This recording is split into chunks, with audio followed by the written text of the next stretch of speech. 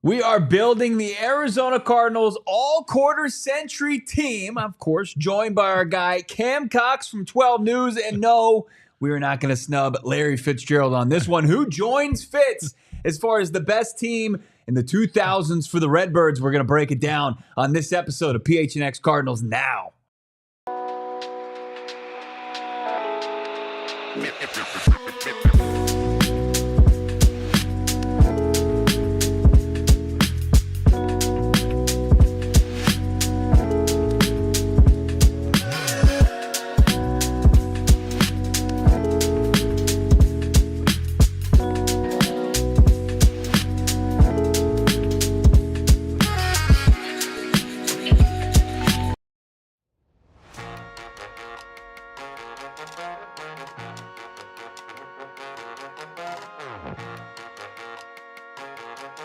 Hey, what's going on? Live from Studio K, hanging out with you, presented by our friends over at Circle K. I'm trying to do my guy, Johnny Venerable, right, who, of course, that's his signature open to each and every show. And our guy, Cam Cox, joins us here. Make sure you're following him on Twitter at CamCox12, hanging out with you on a nightly basis. Yeah, Cam, thank you so much for joining us here in studio, Circle K, Studio K. I see everybody in the chat already. Rebel Leader, how about Shaft, Alberto E, K2, Ryan Walker. A good, fun squad hanging out with us as we're going to unveil. We're going to build the Arizona Cardinals quarter-century team. How are we feeling, Cam? I love this, Bo. First of all, thanks for having me, man. I'm really excited to talk some football, man. It's getting about that time of the year where, like, you just anything and everything you want to, like, get ready for training camp. Can't wait for training camp to be here. Can't wait for this Cardinals season. When you hit me with this idea, man, I was like cooking breakfast. I was like, man, I got to start jotting down names. And I was leaving off names myself. I don't think we snubbed too many people. Right. But there are some snubs. There are some good debates we're going to get into. It is, as thin as some of the years were for this Arizona Cardinals organization, there is also a deep pot to pick from as far as just position by position of some really talented players that made their way through the Valley of the Sun, and we're going to break it down and hopefully try to do it some justice with our, 22 players. Actually, we get a couple special teamers in there, but mostly, the starting 11 on offense and the starting 11 on defense. Also, Cardinals revamped defense. The defensive line not getting a whole lot of love. We'll get into that later in the show. Is it surprising, though, at this point, Bo, that the Cardinals are going to get any love? They got to go out and prove some things this year, right? Yeah, no doubt about it. I think as far as the defensive line, every single group on this team has something to prove. Yeah, and I think, you saw that this year. Sure, they got more national TV games, but I just can't wait to see the Cardinals get really back into that rotation where they're really getting a lot of national love. But yeah, they got to go out and prove it. They got to showcase that this thing that JG and Monty Ossenfort are building is the real deal. We see it every day, so I think we're a little bit more close to it, and we can see it. We can see the big picture. We can see the team they're putting together. I think you and I both agree they're going to shock a lot of people. I think they're going to shock a lot of people this year. Yeah. But they got to go prove it. They got to go prove it. And that's something that they've talked about too. They understand that. They understand they're not going to get a lot of national love yet until they start stacking some wins together. I like this. Doc Main Joseph jumping in the chat saying he was just randomly looking for Larry Legend videos and just jumped into this live show. Welcome. Yeah. Welcome. Ohio, representing the OH 12 wins, K2. That's right. I said 12. Mark it down, bookmark it. I said 12 wins. What do you think? I got a handful of lunch bets. So if they don't win 12 games, I don't know how I'm going to afford rent in January.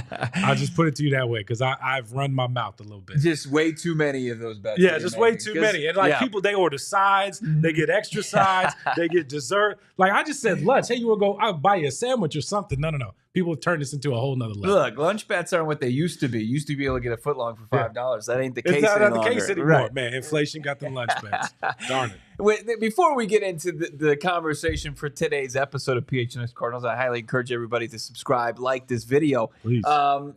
Just your initial thoughts or just your overall thoughts as far as the Cardinals offseason, because they double their win total. They go from 4 wins to 8 wins. They're on the outside looking in. Sure, it was disappointing, into the season, 2-5 down the stretch post-bye. But look, they double it. There's incremental steps forward. There's progress, though.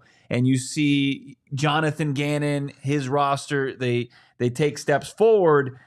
And then this offseason came, and it really does feel like they've positioned themselves for success here in 2025. Yeah, Bo, this is maybe the most complete team in my eyes in recent years. I think it's more of a complete team than the team that went to the playoffs in 2021 that got blown out there by the Rams. This reminds me of like the BA teams in 14 and 15. Just the leaders they have on the squad, the veterans they got, the young guys coming up who you can build some stuff around. They got the quarterback. They got the running back. You know what I mean? Yeah. We got receivers. I think the offensive line is, showed last year they could be among the tops in football. They got some people to move around a little bit, but the O-line I think is solid. That defensive line, listen, you can't tell me those guys aren't going to be one of the nastiest groups in football. Like Michael Jackson, bad. You know what I'm saying? Like look at that group, Bo. We see how they rotate in guys all the time.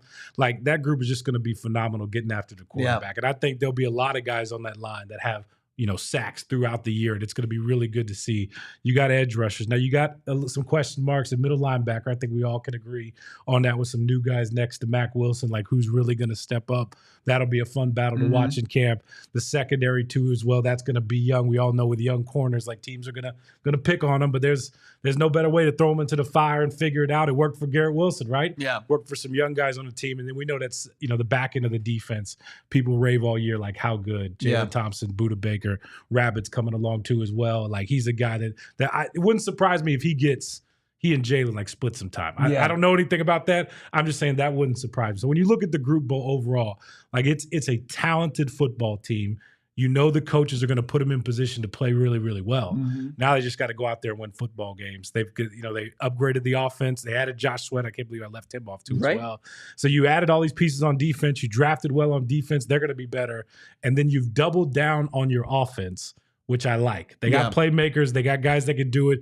Now go out there in another year in the system and prove it.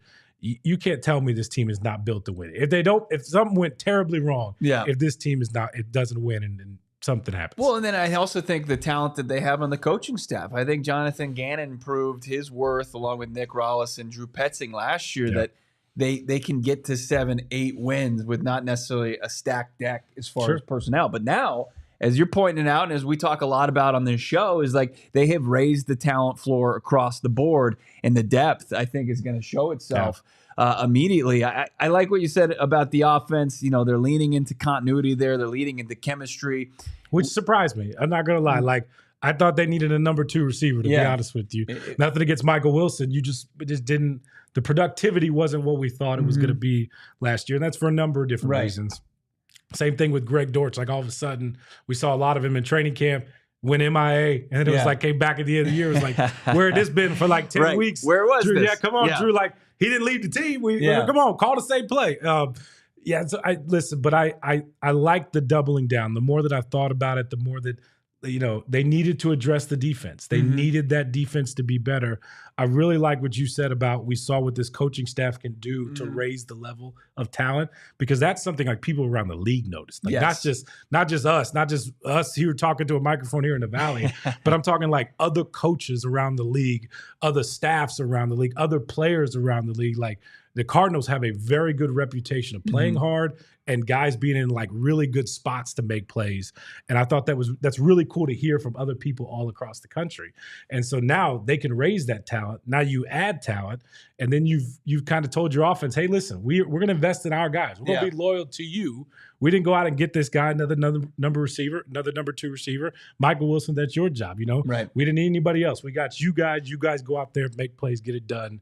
And so I think there comes something with that. That's a two-way street. Loyalty is always a two-way street.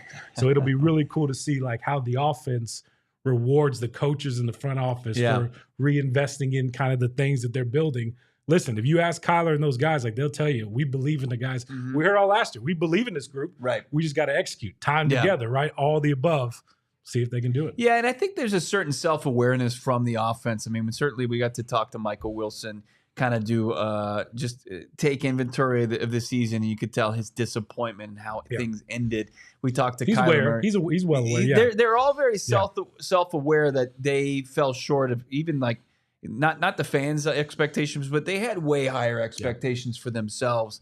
Now it's like it's a prove it year, I think, for a lot of different areas of this Cardinals team going into this season. I don't want to like go over, spilt milk here is we're pretty far removed from the end of the season. But as we talk about this offense before we get into our conversation about the all quarter century team, because we're going to talk about some really impressive offensive and defensive players. But what in your opinion was maybe the main issue offensively? Because I know there's so many different areas you could look at and point to why they fell short. I think JG has told us the main issue with the offense. And flat out, if Kyler Murray is more consistent, everything goes. Everything with this offense goes. I think he can play at an elite level. I think we've seen it. I think they're going to do some things with him this year that are going to help him even better. Like, gosh, Bo, there'd be some times I'd be screaming. Like, listen, I think Kyler Murray is tough. He hangs in the pocket. I think he takes more hits and harder hits than like people give him credit for. Sure. I've seen that throughout his entire career. You know what I mean? The one thing that I wish coaching staffs would do is get him on the move more. Yeah. Like when they design some runs for him, all of a sudden, boom, he pops off that long run in San Francisco. It's just like he can do that. And then not really heard from again on the ground for too long. And listen, I'm not saying you have to call 6 or 7 of those a game. 2, 3, or 4 is not bad, but the threat of running and getting him on the move, getting him out in space, rolling him out, like it sounds so basic. Fans say it all the time, roll him out. I'm like, I agree, because I think Kyler on the move, regardless what you do with him, I think that can help open up a ton of different things and just keep all of a sudden the defense back on their heels a little bit, like wondering what's going to happen after that. It starts with him. Consistency across the board from Kyler Murray. And that's not like coming from me. Right. The coaching staff has said that. The Cardinals have said that because they see it. When he can be more consistent, whether it's throwing the football, whether it's anything that Kyler Murray's involved in, and obviously being the quarterback, that's everything. Yeah. But like if he can be more consistent, this team will go even farther. And that's passes down the field too as well. That's hitting targets, which I think they're working on that chemistry. We see that all the time. And then keep going across the board. Like the offense as a whole, be more consistent. I thought the receivers, the entire group, they did an okay job getting some separation. But there were times, we'd be watching from the press box and like, I was dropping back to pass. No one was open. Yeah, there's just nobody was open. And Marvin talked about that. Michael has talked about that. So, like, these guys are aware. Like, just as a whole, got to be more consistent. Have to get that downfield passing game going to back up some pressure. I think getting Kyler on the move more will really help that. Listen, they're going to be somebody asked me the other day, well, what's their identity? They're physical. They're going to run the football. Yeah. Like old school style, hit you in the mouth. That's not going anywhere. That's not going anywhere. That's going to be a staple. Now, help that out a little bit, all right? Because you can't be physical for 17 weeks. It just doesn't work that way. And they need to take, obviously, that being their identity, like what that does and what it should make defenses do to keep your offense honest. Like, you didn't see the benefits from that. Yeah, you didn't. You need to see the explosives down the field should be products of that. It's like what comes to mind at Green Bay game. Yeah. Like they were in a stretch where like they were the more physical team before that, after that.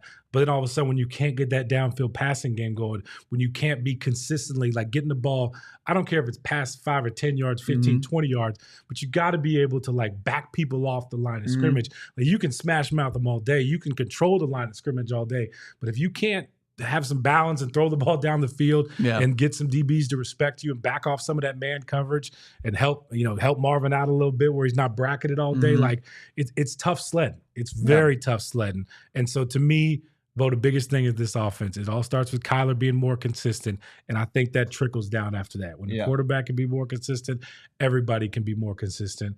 And they're going to do some things this year that's going to help Kyler, I think, put him in position to be even more consistent. That's a good thing. Yeah, the baby steps, I think, of this offense over the last year and a half, we'll conservatively say for Kyler Murray, because he didn't get a full 2023 under his belt with Drew Petzing. But I think Kyler showed some strides as far as his pocket presence last year. And it's like, okay, you can check that box. Now let's kind of have the full toolbox at your disposal. Open it up. Exactly. Yeah, throw the ball down the field. Take the restrictor plate off this thing. Let's go. Throw that ball down the field. Like that's what it's what was it? Just throw it up there, let Marv go get it or somebody. There you go. Yeah. Like that's the thing. That deep ball passing game, it just hasn't been there since 21. Yeah, since 21. I mean, we can go back and show you the highlights where Murray was just dropping balls over people's head. And like sometimes they got to do some things like that. And I think the Cardinals are seeing that it's okay to not be as calculated. Yeah. It's okay to not be as like, methodical when they're going down the field. Like we got to get some chunks every now and then. And I'm hoping that's the direction. But all that comes, Bo, with just being more consistent. Sure. He's like completing more passes, getting into a better rhythm, and that can complement the run game all day long. But I think we all can agree they got to throw the ball down the field more. Yeah. Like, period. I mean, it all starts with that. It unlocks so many things offensively, and it's something that has been preached. Maybe we didn't want to see, like, we didn't like how it started off like this because the head coach that we all respect and appreciate was kind of made fun of because of the pew, pew, pew shots, explosives. But that's what he wants to do. That's what he wants to do. By the way, I hated that, man. Oh, I hated it as well. Yeah. I hated people getting on JG. For having enthusiasm. For having enthusiasm. Like, listen, can I get some advice from people? Yeah, absolutely. Like, listen, if you get your dream job, you get your dream job, have fun with it. Don't come to work miserable. Yeah, don't be too cool either. Have a great attitude. Have fun at your job. And then go have a good life after that, period. Right. Like, that's the key. I don't know what else to tell people. Yeah. Enjoy it. And when you have to stand up and motivate people, like, enjoy your job. They're not going to take motivation from the guy too cool to say something. And it's football, yeah, right? It is football. Like, come on. And what he said was all true. If you don't believe some of that stuff on the field, I really can't help you. And if you listen, it's a physical game. So if you're not coming off the bus like one to knock somebody off, I don't know what else to tell you, folks. Already a fun show here with Cam Cox from 12 News hanging out with us. I see you guys crushed it in the chat. Everybody kind of taking stock of where they are in the valley. I see some cross streets being dropped in there. K2 and Southeast Gilbert. What's going on? Southern and 35th. Man, did you hear Rabbit the other day trying to explain directions? Listen, kids these days, they rely on these GPSs too much. Y'all need to know streets in your city, all right? Just remember, in this city, in the valley that we're in, one side are the streets, the other side are the avenues, okay? We got loops. We got it's all on a grid. Yeah. If you get lost in the valley, though, something's wrong. I can't help you. Exactly. If you get lost in like Houston, Chicago, DC, New York, like I get it. In this city, there's no way. There's no way. Yeah, he did say though, like he has a good time. He knows his way around town, and very impressive. But he's right. The way West Valley might as well be Vegas. Like, let's just call it what it is. You get past way out there, and then like keep going past the stadium out there. You might as well be close to the Hoover Dam. Yeah, I'm just out there, Surprise, Sun Valley. But look, we love everybody out there. Oh, Lake Havasu City. That's way out there. We'll come visit though. Yeah, absolutely. We'll come do the show out there one day, right? That's right. Yeah, Johnny and I will caravan out there and we'll do a little road show there. Ryan's saying 91st and Cardinals Way. I know that area, right? Certain stadium called State Farm Stadium out there. Rebel Leader saying it's literally a square grid. Yeah, it's tough. It's tough to get lost here in the Valley of the Sun. That's simplifying our lifestyle here. That's what we're all about. It's a great quality of life here. We're also all about the Redbirds here, and we're going to get a little trip down. How about memory lane? Tap into some nostalgia as far as the all-quarter century team. Let's get into it. Are we going to get some hate for this? No, okay. I don't think so. I think the time that we put in. Yeah, I'd say Bo put in a lot of time here. I'm just here to react. Bo put in a lot of time. Like when I walked in, man was sweating. Yeah, he had been at the computer for a long time. You could tell, like he had put some thought into this. Notes were on the floor. So I appreciate. It looked like I was trying to crack a cold case. I had the strings all strung about. Like I appreciate the effort you put into this, and so I know there's a lot of thought behind this. And so I appreciate that. But I know that it's not an unpolarizing topic. Like I want people's take. I want people to tell me where I went wrong. That's why I had you here, because I know you're up to the task to say, hey, you got this wrong. So we're going to get into that debate. Debate is encouraged here. It's all coming up next here. PHNX Cardinals. Oh, man, I love it. In studio, we don't get enough of this. Johnny's just in his comfortable home studio most of the time. But it feels like a big time show here today, because it is. And also, speaking about big time, Branded Bills, local company, Mesa, Arizona, but they're internationally renowned. Looking for some gear for your brand to stand apart from the crowd. Check out Branded Bills. It has you covered with the best custom headwear. Start your order. Dedicated team will help you create the exact custom apparel that you need. Check them out right now, whether you need snapbacks, truckers, fitteds, beanies, tees. Branded Bills has you covered with performance and style. They don't cut corners on either one of those because they know it's so important to elevate your brand. They also have their partnerships, the Campus Collection, ASU, U of A. Check those out. GCU involved as well.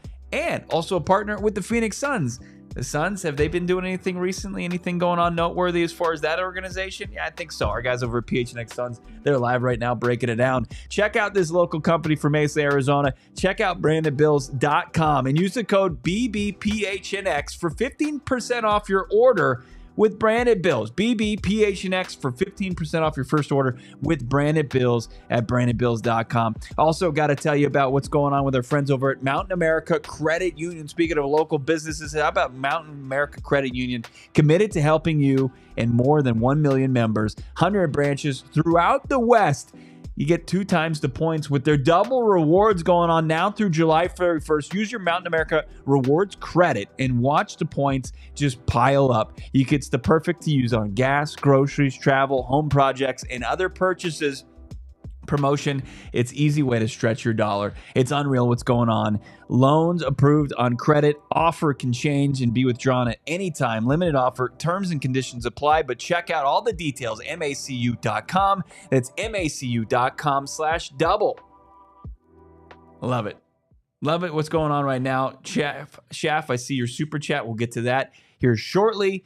But now it's time to get into some business. So we're going to talk about the all-quarter century team. Now, ESPN did this exercise earlier this month, and they had 8 wide receivers make the squad. This is 2000's team, and they omitted Larry Fitzgerald. Look, real quick. They did it on purpose. You think they did it to just let me tell you us up? something. Every summer, ESPN does something. They put out these rankings, They're like, whatever. It's just, I don't care. Whatever you want to say. The rankings. And it's like they do it on purpose. Just to drum up conversation for us sports fans in the summer to give us something to talk about. The only problem is when you leave off, who is in my eyes the greatest receiver of all time, when you leave off a guy like Larry, it's like, what are you doing? Right. Like you can't, I close it. I don't even share it.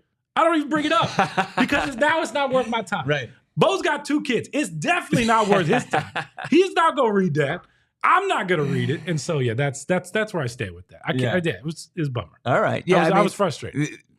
And then I moved on. You can only do so much, but I think what you do is, okay, they got your click. They might have gotten your click, but they're not going to get any more of your time. That's right. They're not getting my engagement. They stole it. Just to kind of peep the list, and then you realize this is incredible. Yeah. Like there's just certain people you can't leave off when you're writing stuff down like that. Like I get it. There's some battles there. You know what I mean? Right. Larry, I don't know what else to tell people. If you don't think Larry's one of the greatest receivers of all time. But it's the 21st century that he dominated. He was first in receptions, first in yards, first in touchdowns. Beyond that, Bo, it's him and Jerry Rice. Like, what are we doing? Just because he didn't have a quarterback most of his career, that's not his fault. And he still did all that. And Espo, with like 15 different quarterbacks. Espo, who does a great show, it's called Southwest Bias. It's here 30 minutes every day on This is not PHNX bias. These are like facts. Well, he's going to war for those who have the East Coast bias, where they're trying to put Justin Jefferson, who's been in the league for like a minute, and Aaron Schatz, who's part of the contributors to his list, is saying, well, Justin Jefferson hasn't played with good quarterbacks. It's like Kirk Cousins statistically was a very good quarterback. Yeah. He got Justin Jefferson to a level that not a lot of people see early on in their careers. Larry Fitzgerald, outside of Kurt Warner and Carson Palmer, was playing with a platter of ham sandwiches. Yeah. It wasn't even close. I don't know what's telling. We're gonna get to the offense real quick because I don't remember this list. Justin Jefferson was on that list. Justin Jefferson was on that list. We had Randy Moss was on that list. Andre Johnson. Who's that? Calvin Johnson. Calvin Johnson was there. We had Marvin Harrison Sr. on that list. We had. I'd put Larry over all those. I would too. All those. And him and Randy, I'd start there. Calvin didn't play long enough. Like, listen, Calvin was a freak. Yeah. A freak of nature. A really good receiver. Terrell but Owens. even he would tell you he didn't play long enough. Yeah. But I mean, he's in Hall of Famer. Like, I don't know, the stats are there, but like he didn't play long enough. And also, if you were to talk about. So one of the knocks, I think, one of the biggest misconceptions would be like Larry in playing on a large stage in the playoffs. And statistically, postseason wise, Larry was better than all of those guys. He had the greatest performance in postseason history in the Cardinals run in the Super Bowl. And I mean and then the next time they were in the playoffs, once again, y'all don't remember Larry? Do we need to play that on the speakers for the national media? I watched that. Yeah. I watched that happen. The shovel Okie. Yeah. Unbelievable. Lots of Larry Fitzgerald teammates because you play 17 seasons in this league. You're gonna share a locker room with a lot of talented players, and Larry certainly did that. Let's start with our defensive side of the football here. We're gonna save the money offense for just a little bit later, but let's start on the defensive line, Cam, and this is who I've got for the Arizona Cardinals quarter-century team. I've got on the defensive line, you've got Calais Campbell and 9-0 Darnell Dockett. Those two spots, I considered Bertrand Berry. I considered J.J. Watt for the interior of this, but I don't think you can beat Calais or 9-0. I agree with you, Bo. That's if it matter when I read this, I read it so fast. I was like, did you leave off Darnell Dockett? You're like, no, Cam, there he's right. I was like, okay, whoo. Yeah, Dockett was just a monster. And CC, it is so cool to have Calais Campbell back. Yeah. Like just something about having him back on the team brings back like really good memories and like really good teams. He's kind of seen it all right. What he's going to do with his defensive line, I think is amazing. Bertrand Berry, though, I would fight for, though. I think he's a close third. Him and Dockett, to me, are like 1A, 1B. Because Berry was just unbelievable, too, at getting after the quarterback. That would be my only thing. I think you could swap him and Darnell Dockett out, Bertrand Berry and Darnell Dockett I think 9-0, obviously the personality was big, just like B-Train's, right? I can't deny that, but like 3 sacks in the Super Bowl from Darnell Dockett. He was unbelievable. 40.5 sacks in his career, 12 forced fumbles. I just think that he kind of exemplifies an era of Cardinals football that people remember fondly. And I think just an edge over B-Train. This is how crazy Darnell Dockett was. People still think he can still play. There are teams when Calais got signed back. Yeah, it was like, all right, who else is coming? Dockett, you got any more reps left in you? And even Calais, I was like joking with him about it, and Calais goes to his voice, he goes, man, Dockett can still play. I'm like, I bet, like that's how crazy Darnell Dockett was. Let him get in here and compete. People think like, hey man, he could always still play. Yeah. I bet. Yeah. Let's keep it going there. I don't think we see much people disagreeing with our defensive linemen, the Calais and Darnell Dockett. Let's get to the edges. We got a few already.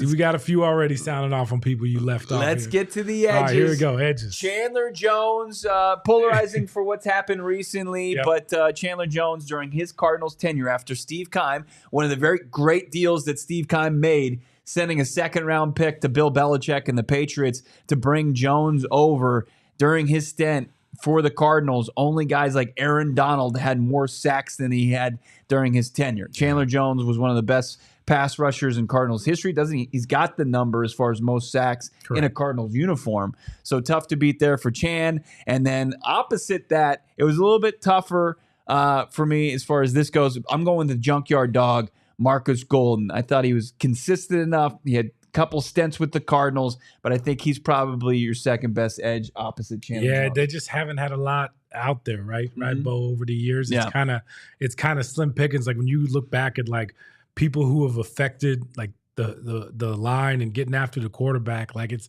not necessarily the longest list of teams out there. I like Chandler Jones. To me, that's where you start there. He was so much fun to watch at times. It bugged me though, like as great as he was and as strong as he was getting after the quarterback and as the sack numbers and all that, team just didn't win.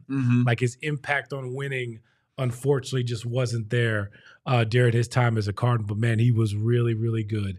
And when he had games where he was on it, there was no one that could stop him. Golden was a great tag team partner. Those two together, wish they could have got more time together. I wish they could have all worked out better. But I think Junk is someone Cardinal fans are pretty have a good memory of just because he was that good. Sports Hero disagrees, saying Marcus Golden good, but not an all-team player. Look, I think 2000. Let me know. Give me another. Because hey, I'll be real with you. I had to think about it. Bo put those two names. I was like, you know what, Bo? That's right. Like that's not bad. That seems about right. I couldn't think of another name just off the top. I could think of like other names who have played the same position, but like we're talking about guys on the all-century team. So I was like, when you could think of other names who played that edge rush position, but who are guys that you would kind of put up there with Chandler. And when I was done thinking about it, I was like, man, Marcus is probably the only one. Yeah. Joe Smith with this is factually incorrect statement. Kyler's wife, Larry Fitzgerald, said, "I'm done." No, actually, they remain close. Larry Fitz was actually at his charity softball game a couple months ago. That's just one of those false narratives out there that continues to kind of follow the Cardinals franchise quarterback, which is unfortunate.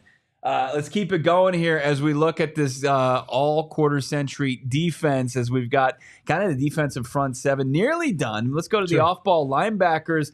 Los, another lovable Cardinal, a couple stints. He do 3 stints with the Cardinals? I believe 3 stints with the Cardinals. I remember when he came back to as well as most recent stint. Yeah. It just was great to see Carlos Dansby back in the Cardinal uniform. He was a playmaker, man. Like he was sideline to sideline, but he also had an affinity kind of to come up with some clutch interceptions and not come up with some clutch interceptions as well that he would always kind of make fun of himself for. And then a guy who is a polarizing figure as far as the Cardinals go. Yeah. You can't deny just how talented Darryl Washington was for the Arizona Cardinals. Before he started to get into some off-the-field issues, Darryl Washington was unbelievable for this team. And he did everything as far as off-ball linebackers go. Out of TCU, second-round pick, I believe. Yep. He goes over the 100-tackle mark pretty consistently, but he also had the ability to get after the quarterbacks, 9 sacks in 2012. He was an all-pro for this team. Yeah, I mean, he was phenomenal to watch. It's always funny. You, the fans, are psychos out there. Almost as crazy as Bo here. I love when y'all tweet Darren Urban and just ask him, hey, is D-Wash coming back? Or is he activated? Right. Any news on That's Darryl a great Washington? little inside baseball. It's just continued to linger. Like it happens once at training camp, or every now and again we got little injuries. All you guys, y'all still fire off some tweets to Darren Urban with the Cardinals about that. Yeah, and it makes me laugh. Bo, he was phenomenal. Los was just better. Like I always enjoyed watching Carlos play linebacker. I think he's right on the border there of being in the Hall of Fame. He's got some numbers that are really, really close. Right there on the border. I hope he gets the call one day. But yeah, those are 2 guys I would put in the middle too as well. There's other guys that come to mind, not at the level of those 2 by any means. Yeah, let's keep in mind this is the all-quarter century team. This is like the all-time Cardinals team. This is 2000s and beyond. This is because there were some names I thought that were late 90s, like Simeon Rice comes to mind as like a guy getting after the quarterback, but he was late 90s, just in the 2000s. We're talking 2000 and on. They had some great pass rushers back. Eric Swan, before his knees kind of got banged up. Dr. Spangle, I like this. Not a single Keim drafted linebacker. How dare you, Bo? Those 2 big trees in the middle of the field, it didn't work out to where they're all quarter century team. Not the trees. Not the trees. Name what you want us to list them? Names that come to mind. Hassan Reddick. Yep. Hassan Reddick. Keep going. Look, Isaiah Simmons. Zaven Collins.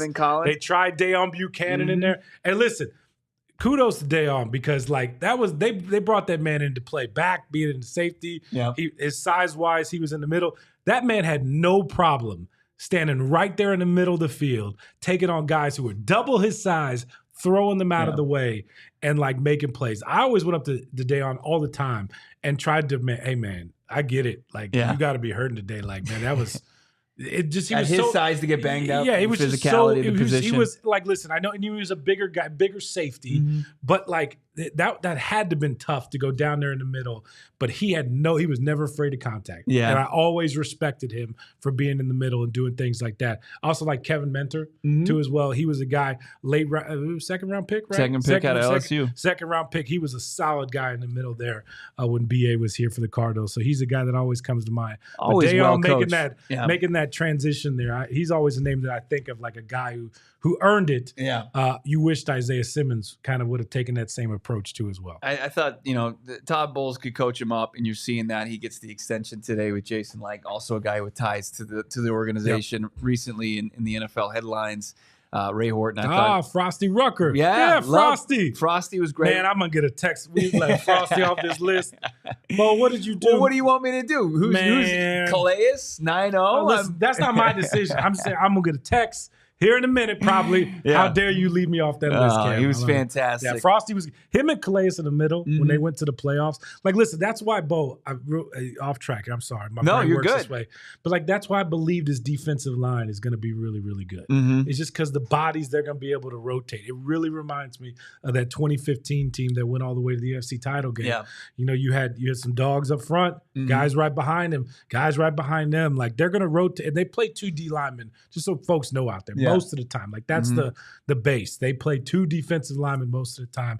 Every now and then they'll throw in a third body, but like the guys they're going to be able to rotate on a consistent basis. The engines, the motors, they're going to get after the quarterback. Like that's what I can't wait to watch when the live bullets start flying. It's going to be a great competition come camp. Sure. Because you've got probably 4 guys that have solidified their spot. Calais, Dalvin Tomlinson. Start there. So that's one. That's group 1. Yeah, Darius Robinson, Walter Nolan. Start to group 2. And that's not bad. And then I think you've got about 5 guys vying for 2 spots. Sure. You've got Justin Jones, Bilal Nichols, Dante Stills. Yep. All worthy enough to do it. It's unreal. And then they brought LJ Collier back.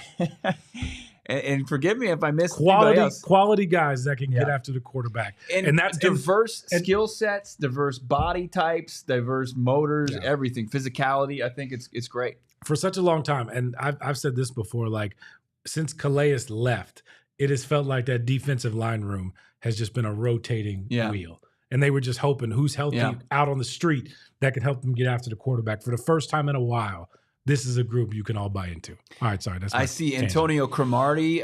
People are offering for the cornerback spot. Let's get into that spot because I also see Sports Hero asking if Aeneas Williams is on this list. There was only really he was with the team, I think, 1 year of the 2000s before. It wasn't the whole time. Right. Yeah. And he still was playing at a high level. He went on to St. Louis and played for the Rams.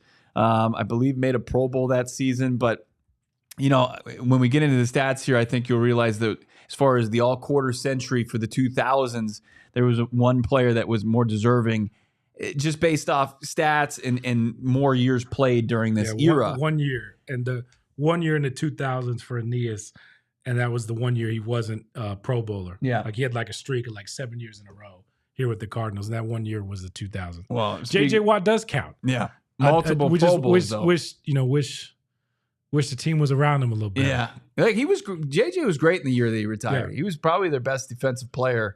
Double-digit sacks. Showed up. He probably told you could have kept going. Yeah, I guarantee if the Cardinals were a little better and they were in contention, he would have had age to come back. That's my thought. Yeah. I don't know that he's never said that. Something just tells me if they were in the hunt, they were in the hunt for it too. Yeah, if they were in the hunt for it that year.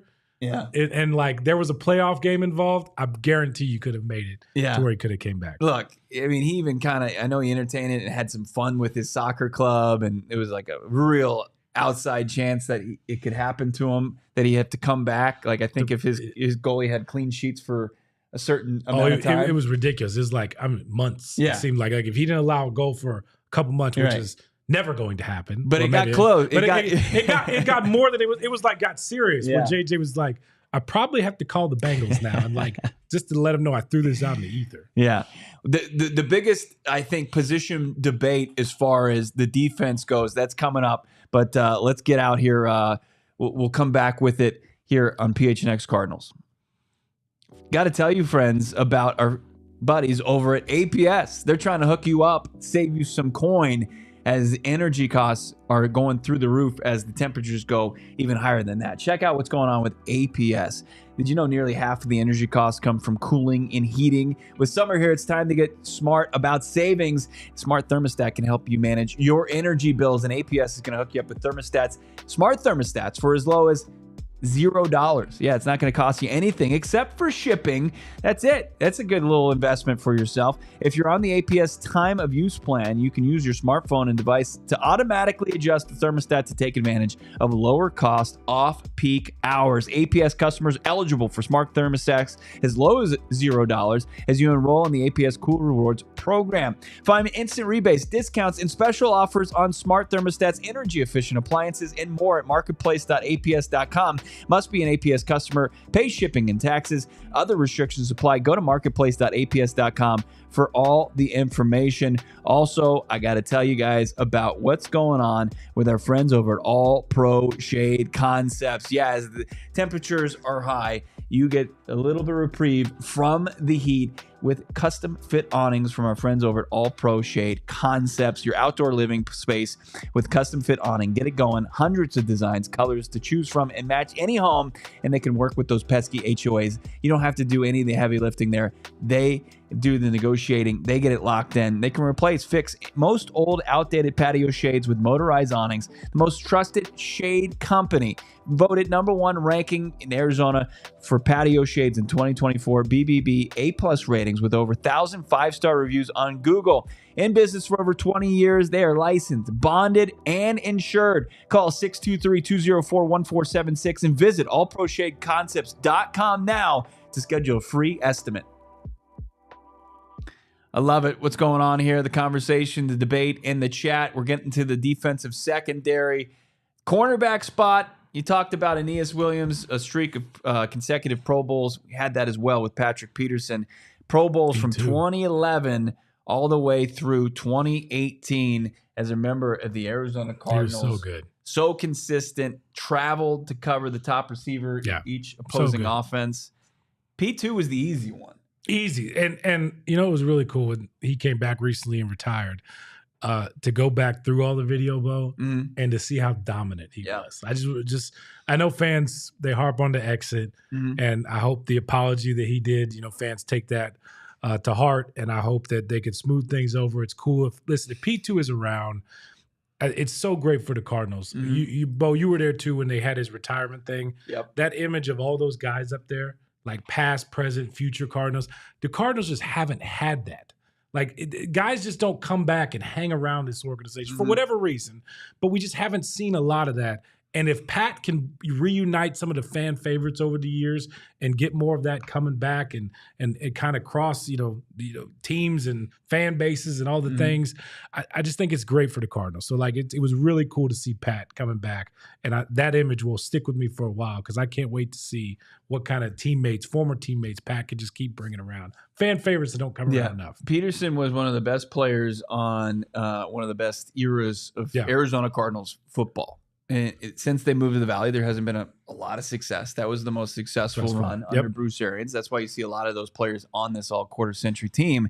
And the next one was tough. You can't tell the story of that team without Patrick Peterson. Yeah. And it was important for that to be. I'm big on that, Bo. Like, when you tell stories like that and you say a line like that, you can't tell the story without. Yeah. You have to include that person. It's like to me, Barry Bonds should be in the Hall of Fame because you can't tell the story of baseball without Barry Bonds. Can't tell the story of baseball without Pete Rose. Right. Both should be in the Hall of Fame. Couldn't talk about. I mean, he was dominating that era of baseball. Let me see the list again. Who we got? We're getting to the corner. This was a revolving. This was a revolving door, though. I mean, as far as opposite Patrick Peterson. God, the conversation never stops. How many times have we talked about that for years? We're still talking about it. Well, and then they sent Dominique Rodgers-Cromartie, who I gave this nod to, in the deal for Kevin Cobb because they desperately needed a quarterback. They felt like they were a quarterback away post Kurt Warner with Ken Wisenhunt still as the head coach on the team. That for Cobb to do it, he was the trendy QB. Mike Vick emerged in Philly. They pulled the trigger on that deal. DRC goes, and people are like, "Well, why is DRC the corner?" Mostly because there wasn't a whole lot of great options, but when in 3 seasons with the Cardinals, Dominic Rodgers-Cromartie had 13 picks. He was a ball hawk, and I think that he actually deserves this spot as far as 2000s go. Now let's get to the biggest debate of the defense because they've been blessed by having so many good safeties. I went with Adrian Wilson, A-Dub, and Budda Baker, who's currently on the roster. Okay, I can't argue with that. Here's where I'm going to argue with. Okay. I'm taking Marcus Golden off. Okay. And I'm putting Tyrann Mathieu on. All right. I just thought of that. All right. God, man, Ty was so good for him. And he would have kept being good. I think that's where I'm going. Adrian Wilson, listen, Hall of Famer. To me, in my eyes, I mean, that's rightfully so. And Budda, as we've seen throughout the years, it's always crazy, Bo. The respect Budda Baker has throughout football, I don't even know if you can like label it. Like there are teams out there, and I mean, every time people speak of the Cardinals, that's who they think of. All over and over again. Yeah. And like other coaches and players and teams, this respect that he has is just through the roof because of the way he plays, how he plays. He's all over the field. Chances are when people around the league, they watch Cardinal games, oh, there's Buddha. There's Buddha knocking someone's helmet off. Like, we get it. Yeah. Yeah, I think, Honey Badger's got it. Oh, man. Let's take a look at how close this was, because I included some stats, some key statistics as far as the safeties go. Let's take a look at this. The all-quarter century. Man, look at this. The safety spot. Buddha Baker, he's been a 2-time All-Pro. 7 picks, hasn't taken the ball away nearly as much as the other guys. 9.5 sacks. 122 games with the team. He has also been a Pro Bowler 6 times. Adrian Wilson, 5-time Pro Bowler, 1-time All-Pro, 27 picks, and also 25.5 sacks. See, that's another guy, Bo. When you go back and just watch how good he... Listen, go on YouTube, folks. Young kids, all right? That's another person. When he retired too, Bo, and I had a chance to interview him, like, that's another guy I enjoy. I spent hours. You just all of a sudden it's like watching highlight tapes. You're like, I can't turn this off. Yeah. He was that good when he played. So was the Honey Badger. The guy was electric. He was versatile. I think, Adrian, you look at those numbers. This is justified. Not enough games played. Not enough games played. Yeah, not enough. And the stats just aren't there. You're right. But that All-Pro, that the one Pro Bowl he made, the 2015 season for Tyrann Mathieu, as good as Buddha and A-Dub were, I don't know if they could even match that season. He was in the running for Defensive Player of the Year before he tore his ACL. And, Bo, he was all over the field. Like, I mean, some of the plays he would make, like, and the best part was, teams didn't see him coming. Like, they knew that you knew you had the game plan for Tyrann Mathieu, and you knew you had to find where he was on the field, yet somehow, some way, it was always fun to go back and look at, like, hey, man, how did you fool this defense and this quarterback or offense and this quarterback this week? Well, I got him here, Cam, this and this. And, like, all of a sudden, he'd pop out, pick off a pass, take it back to the end zone. Like, they would know where he was and yet still couldn't figure out where he was on the field. It was always fun to watch. It was. Always. So that's what I would do. Yeah. That's my change of this list. I like it. Taking Marcus off, putting Tyrann Mathieu, because I can change positions, right? Well, that's my defense. It is your defense. I need 5 defensive backs in there, all right? And then, like, I mean, JG deploys the slot corner as a starting position, and so, I think that would fit what you're doing. You mean the Madden days of like 4-4, 4-3, 3-4? They don't go that way anymore, dog. It's all over the map. It's a shame how things ended with Honey Badger. It really was, man. It's what it feels like in a sense. This was like kind of like Chris Paul. Same thing. Like the end of Tyrann's career here, you're like, man, the dude just can't stay healthy. But then look at it. All these years later, he has stayed healthy. He's played like he's still playing at a high level. And Chris Paul's the same way. Like at the end of it, everybody was like, man, dude can't stay healthy. Right. All right, let's get rid of him. Let's move on. He can't do it no more. He played in every game last year and probably could come back and play again. It's just it just goes to show you sometimes you got to work through some things with these guys that show you their greatness. Like a guy like Chris, a guy like Tyrann Mathieu. We saw it. We maybe just needed to be a little more patient than we were. Yeah. Don't disagree with that at all. You all have been patient as we make our way through the defense. Let's get to the offensive side. We'll do that. On the other side, we yapping, huh? Yes. Look, this is what we love to do, though, and I love everybody crushing in the chat. But let's get to the offense on the other side here. Got to tell our friends about Circle K. We're in Studio K, of course, presented by Circle K. Have you gotten in on the Inner Circle rewards? You got to download the app. It's a free membership that, like, today you're going to save 46 cents per gallon at the pump, thanks to becoming a member of the Inner Circle. It's unreal, easy to download, get enrolled, use your phone number, and score Circle K deals. 25 cents per gallon on your first 5 fill-ups when you're not saving 40 cents today. 3 cents per gallon every day.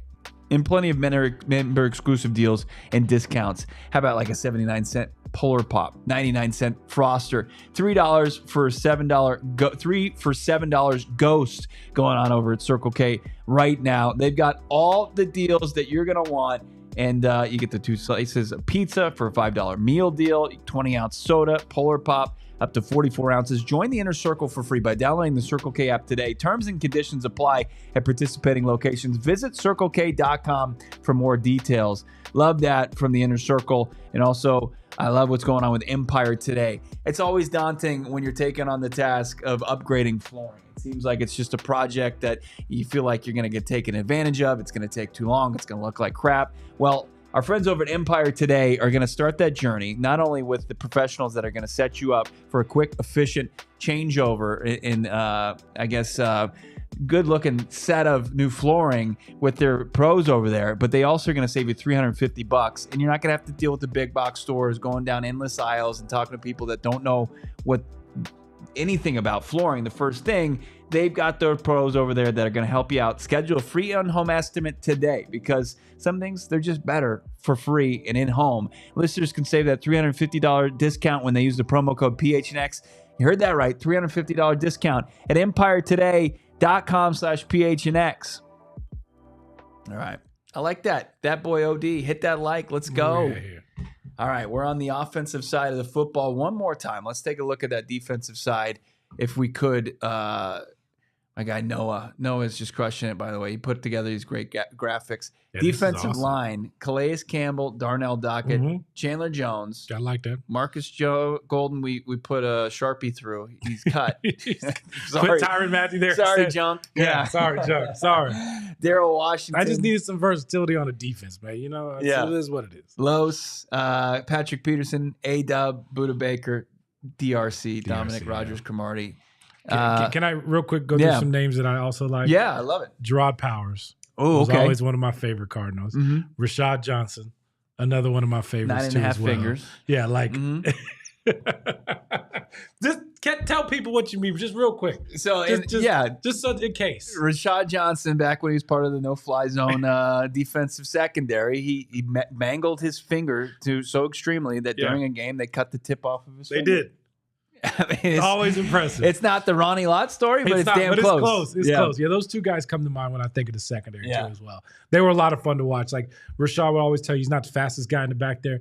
There were not many smarter football players than Rashad Johnson. And Gerard Powers, another smart football player that came over when BA got here. Like he held down that side, opposite of Patrick for a little bit. Yeah. And it was a lot of fun to watch. Let's jump into the offensive line on our all-quarter century team for the Arizona Cardinals. We're going to start with the center, the guy snapping the football who did it consistently for the Cardinals, Lyle Sendeline. He was so good. There was a couple options, not as many as you'd like. It's been kind of a position in flux outside of Lyle. I can only think of two, him and AQ. That's it. Those are the only two I would put in there. And hopefully, I think soon. And AQ to me is like, if Lyle's 1A, to me they're interchangeable. Like it's very close with AQ. AQ was that good. I think we're gonna look back in about 5 years and say Fro made his case. I like what Yelder Froholt has done in solidifying and stabilizing the center position for the Cardinals. Jacob, we're gonna get there, man. I was gonna get on the boat. Let's not get there just yet. I'm saving that one, though. Okay. All right. I see what you guys are talking about. We'll stay in the interior. I mean, this one was easy. Mike Iupati came over. Huge free agent deal. I remember when it went down, I was shocked that they were able to get him from San Francisco and kind of set up that left side of success for that BA tenure. Real quick, Mike Iupati, man, he was a monster. Yes. I'll never forget interviewing the first time he came here, Bo. You had to open all the doors when that man walked through. He was just this giant Hulk figure standing next to him. And I'll say this, as someone who went to most of the Cardinal games on the road, probably 95% of them over the past 12 years, he is one of the toughest football players I've ever met. This dude would have injuries that people wouldn't even talk about. Like, is his knee hurt? His hamstring hurt? Finger hurt? He'd be wrapped in ice after games and like taped all up during games, and his hands would be taped up. But Mike prided himself on being out there. If that man could walk and protect his quarterback, he would be out there. That's what I remember. How did he end up at Mike, Idaho? That's a great question. I mean, you know what? Check that. He is a simple guy. Okay. If I remember, I don't remember where he is right now in the universe, but I remember when he retired, I ran into him at an airport. Yeah. And I was like blown. Oh, that's where you live? Yeah. Oh, he's a simple. It's like Carson. Okay. Carson, when he retired, went to up in the mountains, and it was like Mike is the same way. Mike is the exact same way. Great insight on one of the best guards in Cardinals history, Mike Iupati. And then also we've got on the other side, it got a little tough. Like, we got, I think, one of Kurt Warner's favorite offensive linemen. It's got to be his favorite. Is Deuce Latui. Yeah. He was part of that Super Bowl run. I think he's earned it. I thought about Will Hernandez here, but I think Deuce had just a little bit more time with the Cardinals. Yeah, I'd have to think about right guard. Yeah. I thought about Leonard Davis, but he had most of his success post Cardinals with the Dallas Cowboys. And then I guess this is kind of a sticking one. Right tackle. I went with DJ Humphries, who's like, I know, like he didn't. We're just doing tackles here, Bo. Doesn't matter what side they play. Bo just went with tackles. I'm going to go with tackles. Right tackle now. I considered Paris at that spot. Yeah. I mean, who else are we thinking? Listen, Bobby Massey. I'm with you. I'm just going tackles. I'm just going tackles. I don't need to know if they play right or left side. But to me, if I were thinking tackles, I'd start with Jared Veldheer. He was solid there for such a long time for the Cardinals. He was another guy too, Bo. Not the biggest guy in the world. And it's crazy to see him now post-football. Man, slimmed down, really about nutrition. But he's also like, he didn't have to be the biggest guy to have the most impact on the offensive line. He was just a really smart offensive lineman. Took a lot of pride in playing there on the left side and was really good for a long time at protecting the blind side. DJ Humphries grew into an amazing tackle for the Cardinals. Like, I don't care what fans say. I know they weren't too high on him his last year here. But, man, he was just as tough as they come. When I think of tackles for the Cardinals, those two would be my first two that I think of. All right. DJ Humphries, in my eyes, is one of the best tackles in football when he was playing at an elite level. Now, like, at the end of Veldheer's tenure here, and this was kind of the beginning of Hump's kind of tenure here, they flipped. They flipped, right? They did. It didn't work too well for Veldheer. He wasn't nearly as good. It was, but you have to. But he was also getting up there too as well. Yeah, and there's a certain set. You have to be ambidextrous to an extent. Like, it's a different position. I write with my right hand. I could not write with my left hand. Right. And I don't know, but it's like that. The way that Beach does it now, it's a skill that I think is overlooked or discounted at the NFL level. Oh, 100%. Like, I don't think Beacham gets enough credit for what he does. And the guy that he's been, one, in that locker room, two, like, he's interchangeable. And so he could, if they needed him in any spot right away, he can do it. And second, when he's come in, Bo, like, he's played like up to a starter level. And in my eyes, I think you could start at any team in the league. Yeah. Let's keep it going. So your offensive line, that's pretty much done. Let's take a look here as far as let's go tight end. This one's easy. I mean, it's been such a futile position. Are we sure? Position. Are we sure this is easy? No. Trey McBride, especially in the quarter century, like, the only thing that would be up against Trey McBride would be nothing up against Trey. A season and a half of Zach Ertz, maybe. Who? What? What do you mean? That's my point. That's how far and away he's running away with it. Trey McBride has been unreal. If you want to look up some unreal stuff, look up the tight ends in Cardinals history. Man. Like, it's at one point we thought Troy Nicholas, was it Nicholas, right? Yeah. Nicholas? Yeah, right? from Notre Dame. Was the savior there.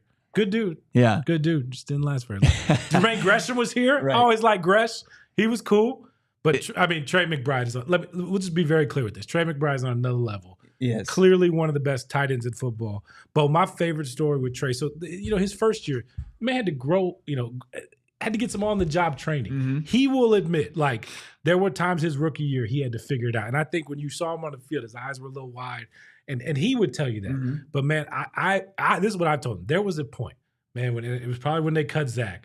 But, man, he went from here to here. Yeah. And this man has not let up since then. And it's been one of the more impressive, like, I figured it out that I've ever seen. I hope, like, everybody has that, like, moment in their job, whatever you do at home. Yeah. Like, I hope, like, I get it. You go to the first day of work, you got to go learn all this stuff. Yeah. I hope everybody just one day in their job just, like, figures it out and becomes that great. Because it's pretty cool. Goes from, drinking out of a fire hose to everything kind of slowing down and making sense, right? It's like the Matrix when Neo figures it out. I like that. Just that Nick in K2. Max Williams might be tight end number 2 if you're looking at just the 2000s. Everybody loved Max. Little Mad Max. Yeah. It was a shame he suffered such a brutal knee injury that it eventually ended his career. I mean, these sickos on. Look at Logan Thomas. That's a great. It is a great pull. That's a great pull. He went on to have a great career at tight end after being a quarterback here. What a change, too, right? Yeah. 1 for 8, I think, with 1 completion for a touchdown in his career. We're switching over to overtime here. If you're watching with one of our with our many streaming services, check us out over at gophnx.com. The conversation continues there. Like this video, subscribe to PHNX Sports. Keeping it going here as we wrap up the quarter century team offense. Let's get into the bigger debates here, because the Cardinals, you can give them flack for not investing properly in the tight end position for so many years, but man, did they get it right at the wide receiver position for a long time. Starting with Larry Legend, like, do I need to say much more about Fitz? No, number 2, basically in every statistical category behind Jerry Rice. Number 1 in your hearts, number 2 in the categories.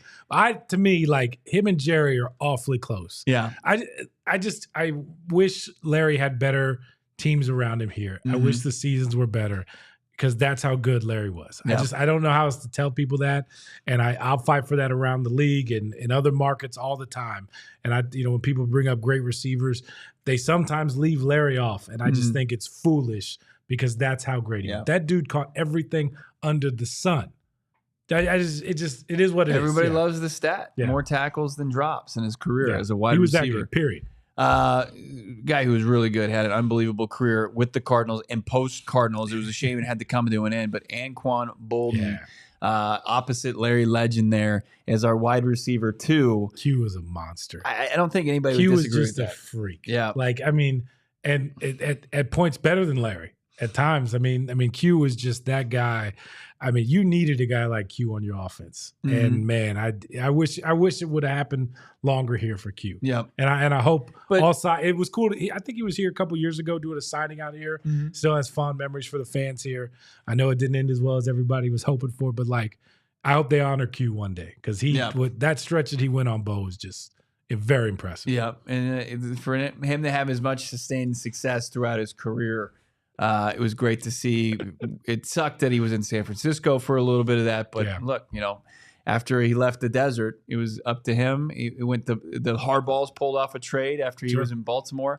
Let's continue here. This is the one where it got tricky with me. Wide receiver 3 for this team. I gave the nod to D-Hop, but it wasn't easy, Cam, because there was somebody that is often forgot about. Yeah, because it was at the beginning of the 2000s. Oh, hold but on. I can guess this, maybe. Okay. Maybe. Andy Isabella. No? Okay, hold on. I keep going. John Brown. Jerron Brown. Look. Where's Michael Floyd? Both the Browns have a way better case than Isabella. Man, do y'all remember when Smoke used to dance? Man. Peanut butter jelly dance? That's what we need. Okay, so none of those. It wasn't one of those guys. All right. Dang. It was a wide receiver drafted out of the Ohio State University. Ooh. No, it's not Marv. No, it's not Marvin Harrison Jr. I know what this is. But it's a guy who holds the franchise record for most receiving yards in a single season, and it's not Larry Fitzgerald. Go ahead. I know. It's David Boston. Oh. David Boston. Check out this as we had Boston. He was a bad man versus D-Hop. Yeah. Now, Boston played 48 games, had 223 receptions in those games, 3,400 yards, 18 touchdowns, including that unbelievable 2001 season, 2 yards shy of a 1,600-yard receiving season. He was first-team All-Pro that year. David Boston was a monster. DeAndre Hopkins had 35 games as a Cardinal. We know it was kind of he had the PED suspension. He had an injury in there. Hamstring hampered him. 221 catches, almost 2,700 yards, 17 touchdowns. His best year was his first 1,400 yards receiving. He was second team All-Pro for the Arizona Cardinals. Here's why I give Hopkins the edge. I think this was it for Boston? This was it. He played, remember, 99, 2000, 01, 02, and then 03 with another team in Chargers, and I think he ended up going with the Miami. Yeah, 03 was in with the Chargers. Didn't play in 04, 05 with Miami. Yeah. Is that why? Because that was kind of it for that. And also, if you just look at the numbers, you break it down on a per game basis. Gotcha. I think you saw a little bit more of an uptick from D-Hop. And D-Hop played on better teams. Better teams. Yeah. I thought made better plays. D-Hop's impact right away was pretty significant. Mm-hmm. Like, I mean, right away when you plugged him into that offense, I mean, that thing, it moved. Yeah. It moved a lot. I mean, we all remember. Better catch by eye. Was that right? Mm-hmm. I almost made Bo spit out his water. One of the greatest moments of the 2000s was the Hail Murray. Gosh, in front of a half-empty stadium. Yeah. That was during COVID, right? Man, those games were weird. But that was when fans were back in the building, so that was kind of cool. I remember we were watching it in the station, had the live feed. Yeah. So it was like ahead of the broadcast. And so, we had our cameras in the, shooting the game. And we just all of a sudden, the newsroom went nuts. That was one of the few times in my career, there's probably been 10, 15, maybe 20 of them, but like where you've ripped up the show and started over. Moment happens. Right. Great moment happens. Right. You just ripped. We had a plan. Right. We had an idea. You just got beat by Josh Allen, and then all of a sudden, you just rip up. All right, start over. Start over. Bring back. What did they walk off in Cardinal history? Find them all. Start digging into tapes. That was one of the ones. You were like amazed for like 30 seconds. You were like, all right, here we go. Yeah, time to go to work. Yeah, time to go to work. Unbelievable. Yeah, I think that's a good one. I see some people putting in Rod Tidwell. No fictional characters, and I think wasn't Jerry Maguire in the late '90s, right? It wasn't the 2000s. It wasn't the late '90s. Sun Devil Stadium. It's a great movie though. Another debate after the wide receiver position is the last one we'll do here. It's the quarterback. Quarterback. I went with Kurt Warner here for the all-quarter century team. Oh, I guess we had running back in there too. We'll get there. Yeah, Kurt Warner, he gets the nod, and it was a tight race. These are Northern Iowa. Yeah. Right? Yeah. Northern Iowa backfield for the Cardinals. Right. Who would have thought? Right? Two great stories in my eyes. Yeah. Yeah, I think you hit this spot on, Bo. Kyler's right. Listen, Kyler has all the stats. Mm-hmm. Let's not get it twisted.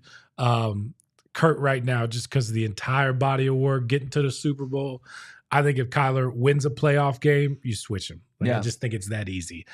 They're both right there as far as, overall, I would think. I mean, it's very close. Kyler wins a playoff game, you could probably switch those two out. David, to me, the best Cardinals running back in franchise history, although James Conner is right there. He is. But that's how good David was. Yeah. And it was a short run. And as you know, it's funny. I just found this the other day. The NFL Network tweeted out a picture of or a video clip of Larry throwing his touchdown to David Johnson right in 2018. They tried that same play in 2016, and Larry chickened out and threw a duck because somebody was about to drill him. And we were talking to Larry afterwards open the about season, right? It was in Seattle. Yeah. I don't remember what point in Seattle. I think it was towards Christmas. But tried that play as a duck. Larry was about to get sacked in Seattle. He's like, I don't know how the quarterbacks do it. People coming after you. Yeah. That's not me. I just like catching the ball. And then in that same day, David had like a monster game in Seattle. And he was like, man, Mr. Bidwell better hurry up and like sign him to an extension. He's going to own 15% of the franchise here soon. Like they better pay this man now before it cost him a rocket ship to sign him. Let's take a look at how close it was with the quarterbacks here. We've got a great graphic kind of breaking that down. Here's their three best seasons with Kurt Warner, Carson Palmer, was so good and too. Kyler Murray. And I think Kyler Murray I disrespected Carson. I apologize. I think Carson might have had the best statistical season. He was the MVP runner-up. If it wasn't a buzzsaw like Cam Newton was that year, he probably does get that hardware. 35 touchdowns, 11 picks, 104.6 passer rating, 13-3 year regular season, and 4,600 yards, nearly 4,700 yards passing, a franchise record. You've got, the pocket pass. Kurt Warner, his best year was the run to the Super Bowl, 30 touchdowns, 14 picks. That's why I would put Kurt up, just because they made it to the Super Bowl. And I feel bad I left out Carson there, but Carson Palmer was so much fun to watch play the quarterback position. I mean, weekly, the throws that he would make, how smart he was. He would put that ball on the money. Mm-hmm. And to this day, and BA, I know will back me up on this, the greatest if not the greatest deep ball thrower in NFL history. That's why that no risk it, no biscuit worked. Like, that's why just chunk it down to Larry and Michael Floyd and John Brown. Like, that's why BA had no problem, like, just saying, just throw that ball down there. We'll figure it out later. Yeah. Because Carson could put it on a money better than most quarterbacks out there. That's a guy that probably doesn't get the respect that he deserves when you think of quarterbacks in the NFL. Yeah. And we just had close. the one playoff win, and that was with the Cardinals that season. But Carson Palmer, man, if you were to grow a quarterback, a pocket passer, and a that's it. I think BA used to say that. Oh, he did? I'm almost certain he used to say that. Like, that's like your typical quarterback. And, man, those injuries just didn't happen some of those years. Yeah. man, and that was so tough to see him get hurt in London like that, ended his career. In BA's offense, and I guess guys notoriously just had bad years under BA, learning his system. 20 picks that year, and then the next year he's having a great year. Gets hurt in 2014. Brutal. We know about Lindley has to go play in the playoffs because Stanton got hurt too. Drew was great that year though. But that year, 35 touchdown passes was his third year in the offense. Yeah. So there's hope here that Kyler, like Carson, takes a big step in year 3 in an offensive scheme. And then we got Kyler's number 1 season, 2020. 37 total touchdowns, 26 passing, 11 on the ground, 819 rushing yards, nearly 4,000 yards passing. An unbelievable performance from Kyler Murray. The only guy that's homegrown here. He was drafted by the Cardinals, unlike Warner and Palmer. So, and I see guys in the chat saying it's Warner as of right now, as far as the 2000s best. He took his team to the Super Bowl. Yeah, and he was on the field. He left the field leading the Super Bowl. Yeah. Bo, that hurt. That still hurts, Bo. It does. Man. And I don't know why NFL Network, I'm going to write them again and say, hey, how many please times stop they showing. show the game? It's like every other week. Yeah, it's like this was once a week. Take it out of rotation. Do something. Yeah. Show a football life. You got a million of those to show. Jeez. Kurt Warner's my guy. That's probably one. Carson and Kyler right there. Kyler wins a playoff game. I think he jumps him. Yeah. I think he jumps him. But man, I just want to be clear. Carson Palmer was phenomenal to watch play quarterback. He was that good, and people need to know that. He could sling it. And David Johnson was that much fun to watch at running back too as well. David Johnson gets the nod, the humble rumble, just because. Gotti hated that nickname. How many nicknames did we? Bo, I should have looked that up. There are like so many. We tried to give him a bunch of nicknames, right? Humble rumble. He did not like that right. nickname.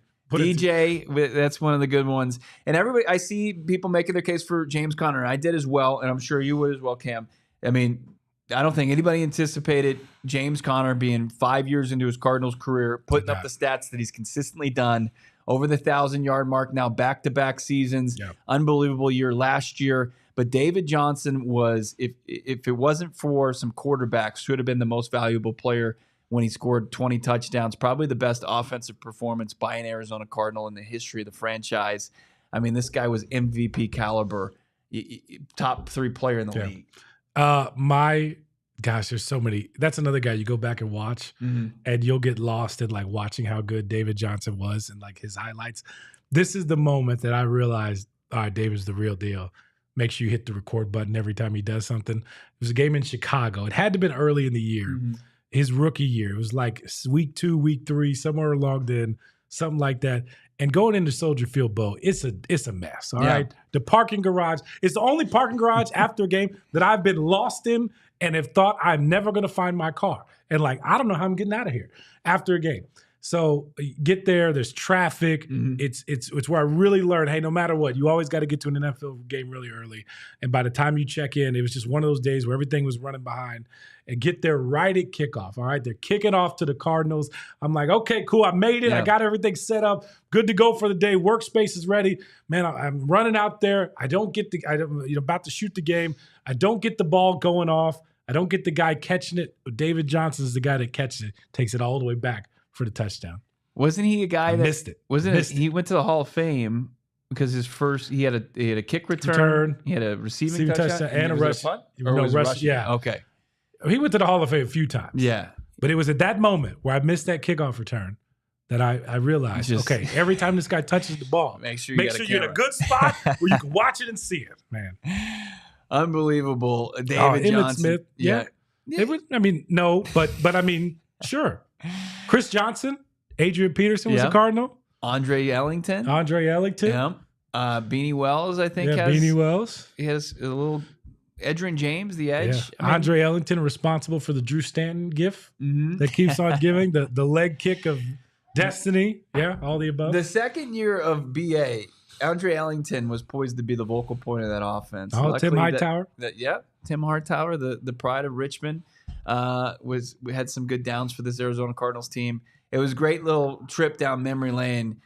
Going through all quarter century team. You're good. There it is. You can't give it up for Bo. Give it up for Bo. Like now, I don't know how he's going to clean his office because there is just stuff everywhere from all the research. But I mean, man, that's solid. Yeah, that's solid. That boy OD saying Lerod Stevens-Howling, the hyphen. I might have considered him for return man. The hyphen. Return man. Yeah. There we go. I liked him. I like Pat P as maybe your punt returner. I was looking at the kickers. Neil Rackers was all pro. Yeah. Johnny, when I was talking to him about this, he said Rackers just didn't come up clutch enough for the fan base.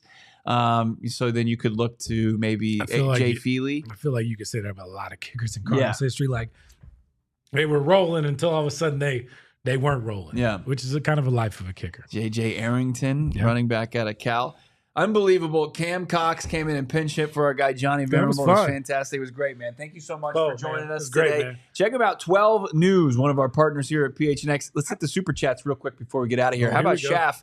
Bo, this is for a new fantasy football league. Just for diehards, I'll find a place that works for no one who has to travel too far. How about you and Johnny teaming up to take this team in the league? I've got 9 so far. Look, we're in. We're absolutely in, Chef. Just like that? Yeah. Don't you got to check with your wife before you make decisions like that? No. You got 2 kids, man? I call the shots. Okay. Here. Don't tell her, please. Oh, man. Hey, hold on. Who's the producer? Clip that. Send that out. All right, you in trouble. Look, anything for my diehards and my guy Shaft. I didn't mean to get you in trouble. I just came to hang out with you, man. Tell her I made it. Tell her it's my fault. All right, I will. You know I will. I'll throw you under the bus immediately. That boy OD, thank you for your $5 super chat. Join the league, Bo. Look, you don't have to twist my arm. I'm in. Let's do it. So is Johnny. Yeah. Oh, man. Unbelievable stuff today. Man. Subscribe to PHNX Sports, like this video, and then just head over to the PHNX Suns. Their live broadcast about the NBA draft. What a continues. day, man. What a time, right? Unreal. We got so much. And what, training camp? What's today? Is this Thursday? It is Thursday. The first open practice from fans. 1 month from today. 1 month away. Cannot wait for that. But look, we'll take the downtime in between. We'll let the Suns have the headlines. Is Brian Gregory pushing Monty Ossenfort for most of GM? There's a lot of let BG cook. A lot of let Brian Gregory cook. Now, maybe we have to get him in the same room with Monty. Man. Let him iron that out. I'm sure Monty would love that. I wonder if they can cook. Oh, man. Yeah. Unbelievable. Cam can cook. He cooks over at 12 News on a nightly basis. Check him out. We'll talk to you guys soon. Tomorrow, actually, 4:30, right here, PHNX Cardinals. We all see